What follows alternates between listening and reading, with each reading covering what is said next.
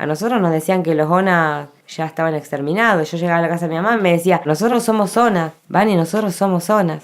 Pero ¿qué pasa? Los de manual de escuela, ¿qué hacían? No están más, no existen más. Yo era chica y decía, mi mamá me está mintiendo. Qué mentirosa. De eso, ¿no? Y decir, no, de empezar a trabajar y decir, me autorreconozco, soy. ¿Por qué no me autorreconozco porque me gusta la cultura? No, pertenezco a un pueblo.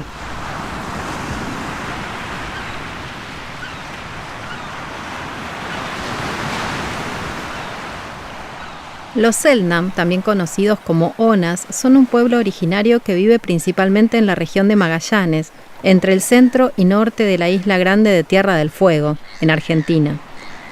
Es su ámbito de residencia y lo era a la llegada de colonizadores europeos. Se trató de uno de los genocidios más sangrientos en la historia de los pueblos originarios de nuestro país.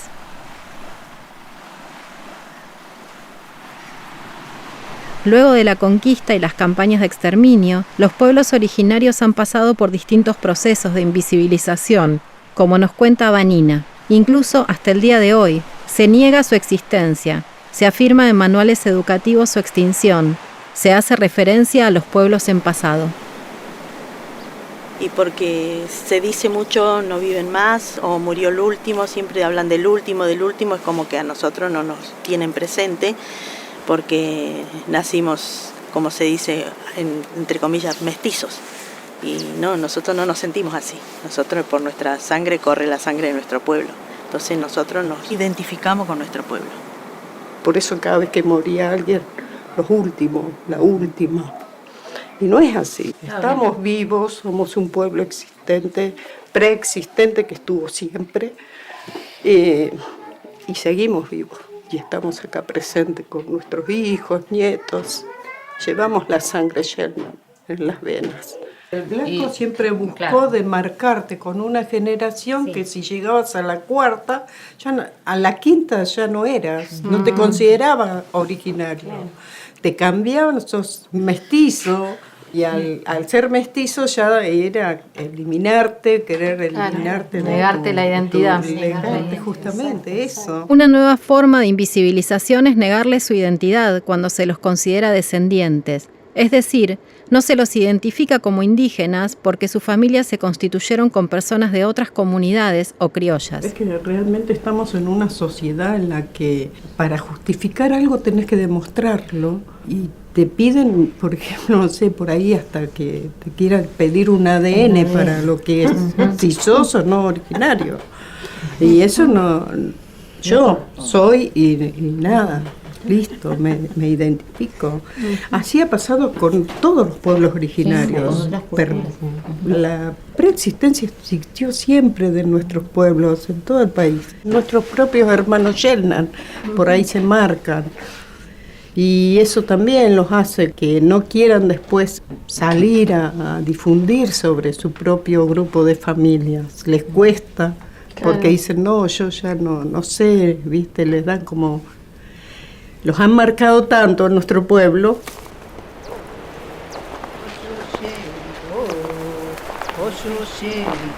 Mujeres artesanas indígenas recolectando el junco en la nieve para realizar canastas ancestrales que fueron creadas para la recolección de frutos y hongos del bosque y que hoy las conectan con su cultura e identidad milenaria.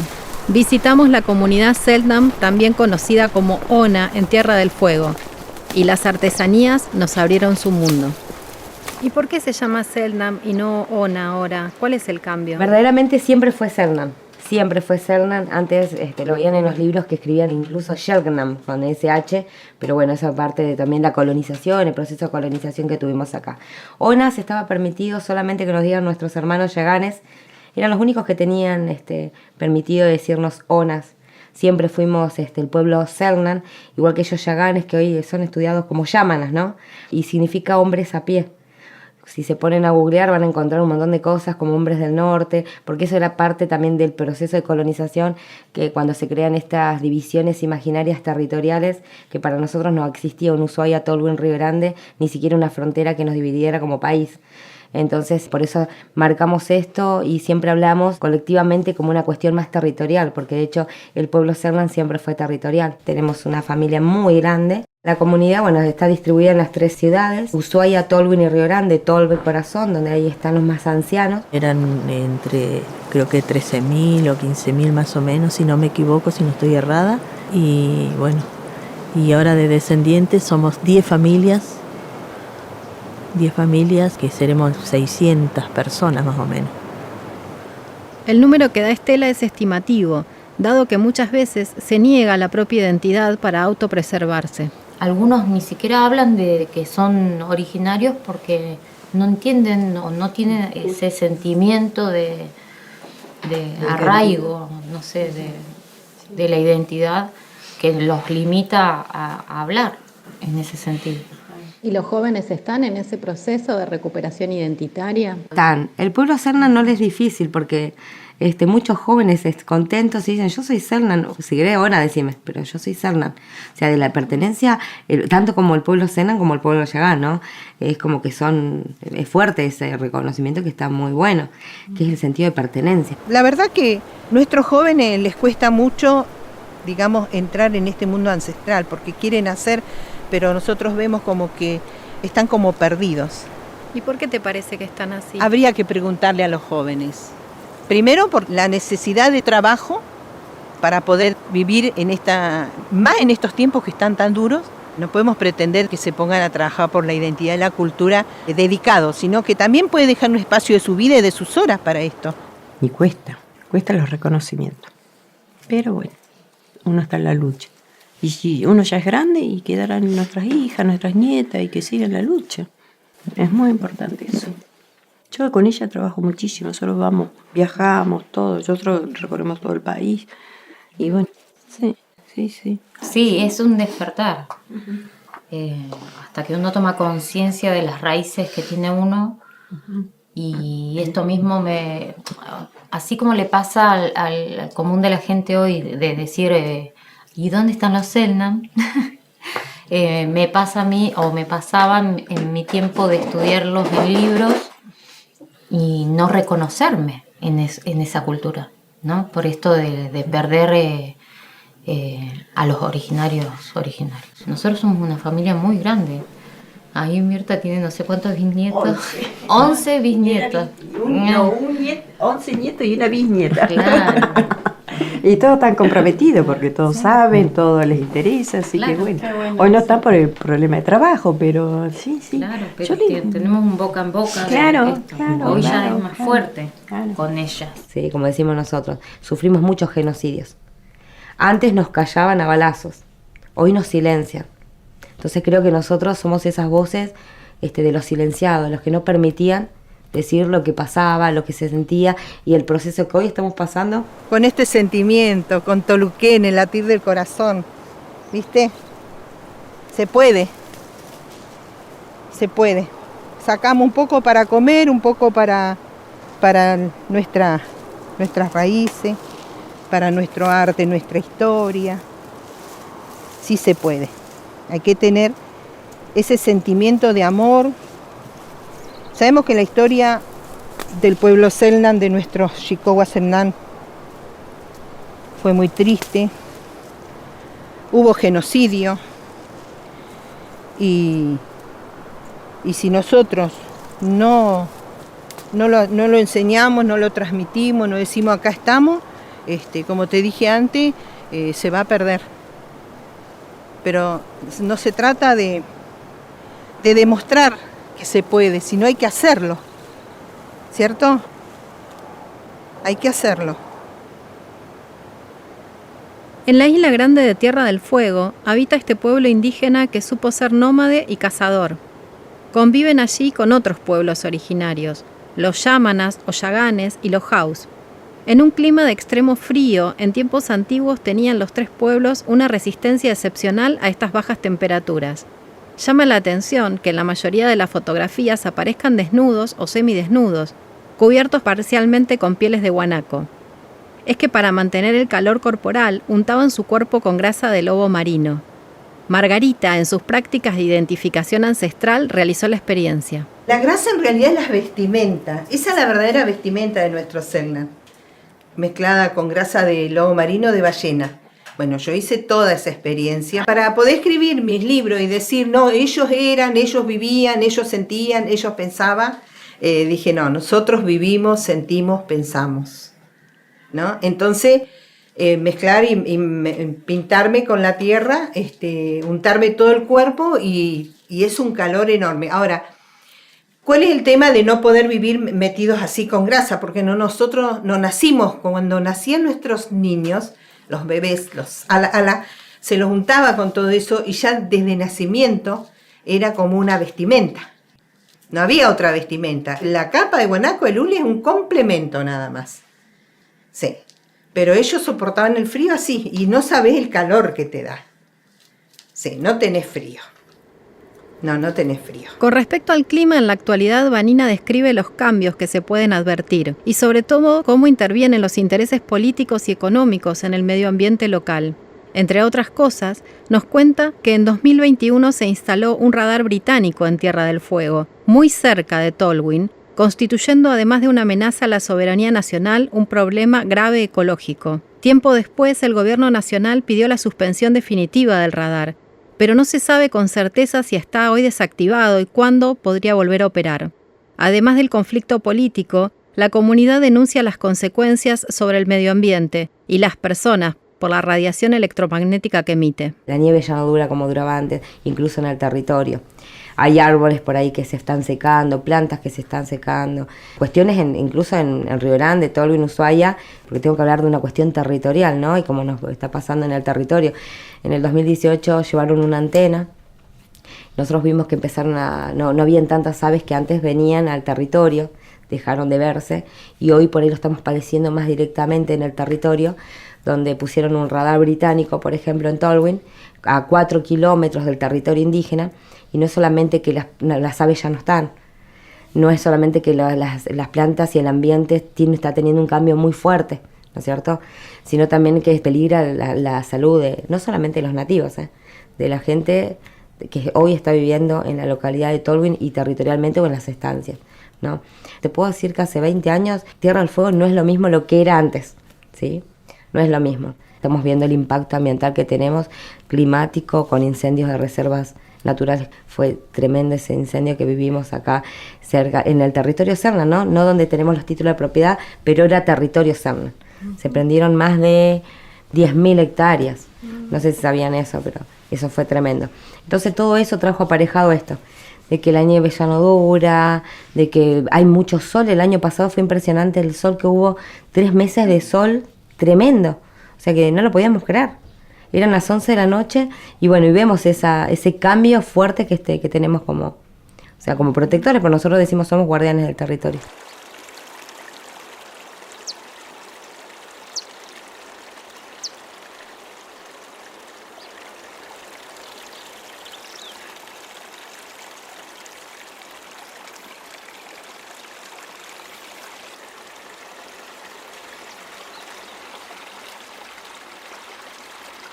La comunidad indígena Selknam, Reserva Natural Rafaela Ishton, está ubicada en la costa norte del lago Kami, o Fañano, en el corazón de la isla, muy cerquita de Tolwyn. En 2011, los pueblos originarios fueguinos se transformaron en los primeros del país en recibir los títulos de propiedad de sus territorios. Hay tierras comunitarias muy codiciadas para su explotación y turismo, en las que se generan disputas debido a intereses privados y actos de corrupción de políticos y jueces. Hay territorios que son considerados sagrados, como el Monte de los Guanacos o la Laguna Pescado, esta última hoy ocupada por terratenientes. Tampoco para los miembros de la comunidad es fácil este proceso, ya que hay diferentes visiones y posturas.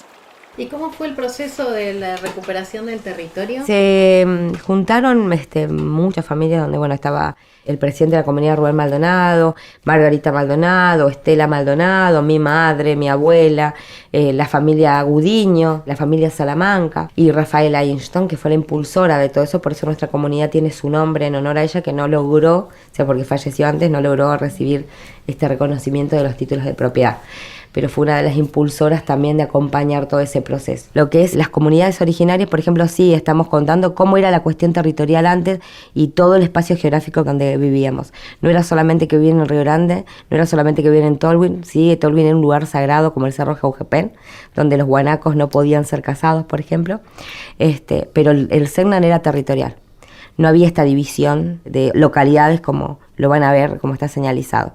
Por eso antes explicaba que esto que nos veían como hombres del norte, que en Wikipedia sale, y nosotros decimos no, es nuestro territorio. Tiene la palabra la legisladora Colazo. Muchas gracias por la importancia del asunto para que pueda constar en la versión taquigráfica y también para reconocer el trabajo de integrantes del pueblo originario Selknam, como es Marina Ojeda, como es Margarita Maldonado, quienes han sido las impulsoras de esta herramienta legislativa, de este proyecto de ley que vamos a tratar en minutos. Es una modificación a la Ley 29 que fue aprobada en el año 1992, que en su primera versión establecía el Día del Aborigen Fueguino.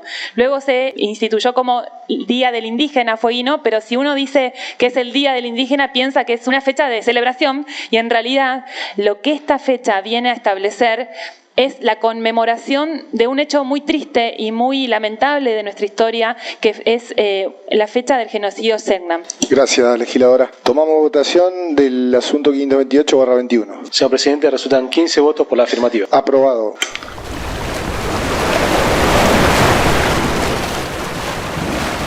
El 25 de noviembre es feriado provincial en Tierra del Fuego. Es un día de duelo. Se conmemora el genocidio Selknam. En aquella fecha, en 1886, por encargo del Ejecutivo Nacional, el oficial Ramón Lista desembarcó en una expedición en la playa de San Sebastián, con el fin de explorar la región. Se encontró con un grupo de familias Selknam y ordenó a sus hombres abrir fuego.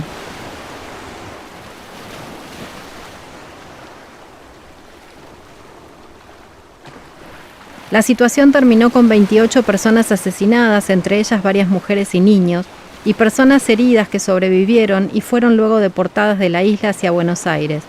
De ahí en más, en el marco de la colonización emprendida por los países de Argentina y Chile, se sumó al exterminio la ocupación ganadera, la instalación de misiones religiosas, la instalación de un presidio, que fueron alterando para siempre y profundamente la forma de vida de los indígenas. María Angélica nos cuenta.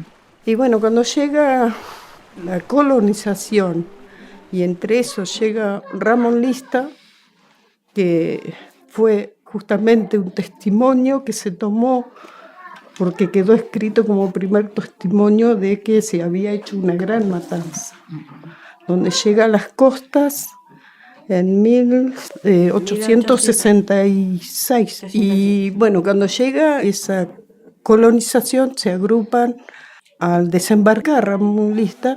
Ve un grupo de gente, según ellos, distinto, y los provocan, atacan, y se produce una gran matanza. Sin siquiera poder defenderse el grupo de indígenas de los Selknam en ese momento, de poder defenderse.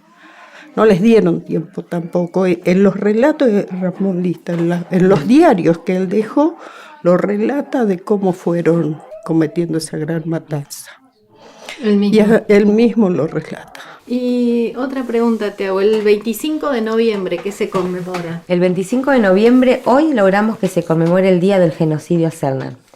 Desde el año 1992, primero se llamó una ley que aprobaron los legisladores acá, como el Día del Aborigen Fueguino. Después lo cambiaron al Día del Indígena Fueguino.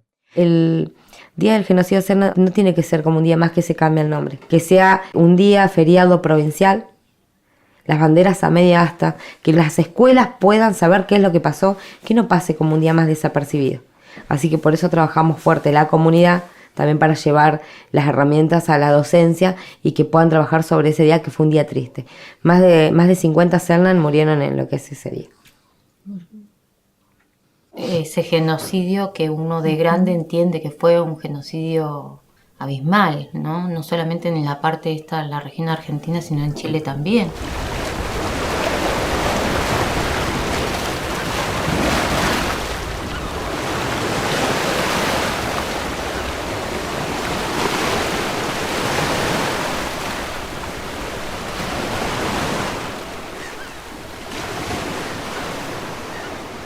¿Y hoy te parece que hay discriminación hacia los indígenas? Hoy la gente se cuida. Las hay. Como a veces en una manera así, para hacerlo, pero quedar bien, como un chiste. Pero te lo dicen igual. Sí, te lo dicen igual. Puede ser que haya una discriminación, pero respecto a las leyes, respecto a lo que vos pedís, ¿viste? Tenemos el convenio 169 de la OIT laboral de trabajo, que no se respeta, tenemos leyes que no se respeta, ¿viste? O vos le hablás y te parece esto. Sí, pero lo voy a estudiar, ¿viste? El desconocimiento o el mal desconocimiento, que no quieren saber nada, ¿viste? Que ya se murió la última. Esa es la discriminación que te hacen, Eso y los papeles. Por parte del Estado. Exacto, ¿no? Por los papeles, es verdad. No quieren saber nada, no quieren conocer, no quieren aprender, no quieren nada. Y vos te tenés que ir y golpear puertas y estar ahí. Porque si no, no te respetan. Y uno lo que más pide el respeto. Porque es así. Si no tenés el respeto, no. ¿Por qué? Yo soy igual que el otro. Tengo la piel más oscura, nada más. Pero nada más, es así. Pero hoy la discriminación se ve en el Estado.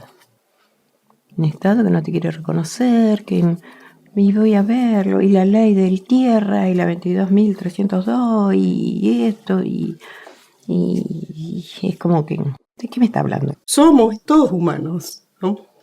Con una pertenencia idéntica a nuestros mayores ancestros de un pueblo, el pueblo Shellman, nosotros. Pero en realidad la historia escrita por quienes nos han invadido es la que se marcó de las comunidades.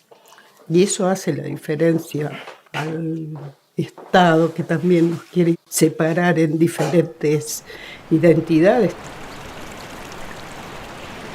Mujer, Tarín, madre, mam, hija, lal, abuela, na, viento, senú, bosque, cresquín, tierra, jarú, sol, cren, fuego, jauque, árbol, huenche, noche, jauge, canasta, taika, montaña, coín, lago, caquen, chowón, guanaco, chowen, nieve, josh, vida, wan, frío, caitao.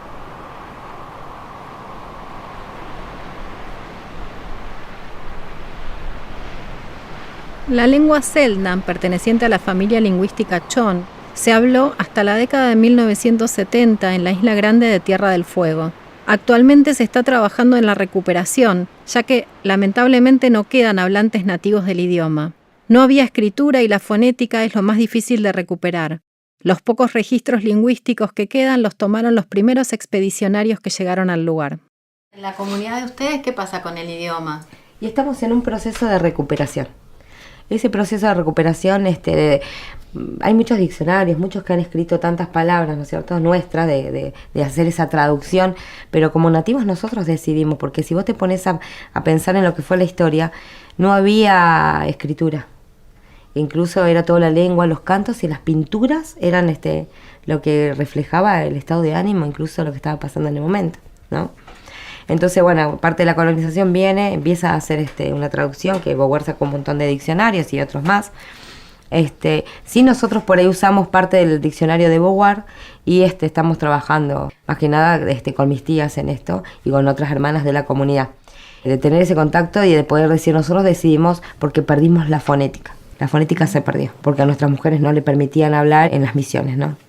Cuando estuvieron en la misión salesiana, incluso a mi abuela no le permitían hablar su lengua nativa. Cuando buscamos imágenes del pueblo Selknam en internet, solemos encontrarnos con unas llamativas, artísticas y estéticas imágenes de personas desnudas con sus cuerpos pintados con símbolos.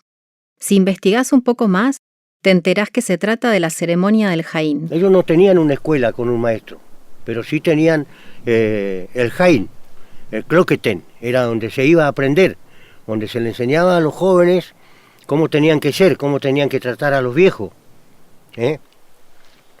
Todo ese tipo de cosas, igual eran cosas muy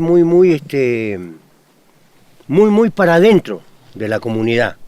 Por ejemplo, al cloquetén no podía ir cualquiera, menos entrar un blanco o un cura o alguien que venga de afuera. ¿Qué es el cloqueten? El cloqueten es la ceremonia del Jain, que se hace las creencias donde se aprende realmente como ir a la escuela, que se aprende a leer, a escribir. Si bien ellos no tenían letra, no escribían, pero enseñaban cómo eran las formas de, ¿cómo se dice? Los códigos que tenían como personas, como seres humanos, cómo tenían que ser. Eso se enseñaba también, había que aprenderlo. Y se respetaba, que primero, por ejemplo, cuando venía una casa grande, que se traía por ejemplo un guanaco y se cocinaba, primero comían los niños, después comían los viejos, y muchas veces el que iba a cazar, que era una persona fuerte y que estaba bien de salud, no alcanzaba, no comía. Para los Selknam había una ceremonia, un rito iniciático reservado solo a los hombres entre la niñez y la edad adulta. Certificaba la madurez mediante la revelación de los secretos tribales. El chamán se encargaba de liderar este ritual, que consistía en imponer duras pruebas de moral, coraje y resistencia física para iniciar a los niños en la vida adulta. Este rito se realizaba alejado del campamento para ocultar la ceremonia de las miradas de las mujeres. En la ceremonia del Jain pasaban pruebas para tomar sus responsabilidades y secuencias que también dicen que fueron muy duras, por ahí en cierta parte también crueles, porque los preparaban para hacerse fuertes, siendo tan chicos también, porque 14, 15, 16, pasaban a ser adultos ya, los tomaban con responsabilidades. Bien, eso también lo tenemos en los relatos de nuestros mayores y en palabra de ellos también. Así que es toda una historia valiosa, pero que nos arrebataron. Una forma de acompañar a los hijos y nietos que habían sido separados de sus madres para transitar este rito de iniciación era, nos cuenta Estela, a través de un canto. Oyo Sheriko, Oyo Sheriko, Oyo Sheriko, Oyo Sheriko, Oyo Sheriko, Oyo Sheriko. Y el otro es el Kop Tehep. Kop Tehep, Tehep, Tehep, Kop Tehep, Tehep, Tehep, Kop Tehep, Kop Tehep, Kop Tehep, Tehep, Tehep, Kop Tehep, Kop Tehep, Kop Tehep, Tehep, Tehep, Kop Tehep, Kop Tehep, Kop Tehep, Tehep, Tehep. Las mamás, las abuelas, las tías interpretaban estas dos canciones mientras los estaban pintando, que los preparaban. La última ceremonia del Jain, que fue en 1933, que fue hecha por nuestros hermanos, ahí estuvo Pablo Pacheco, Segundo Artiaga y todo, fue en Deseado, acá cerca de Chile, en Laguna Deseado, ahí fue.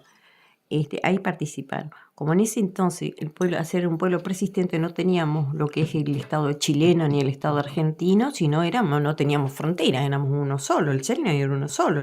Y ahí fue la última ceremonia, que fue en 1933, la verdadera, hecha por nuestros hermanos.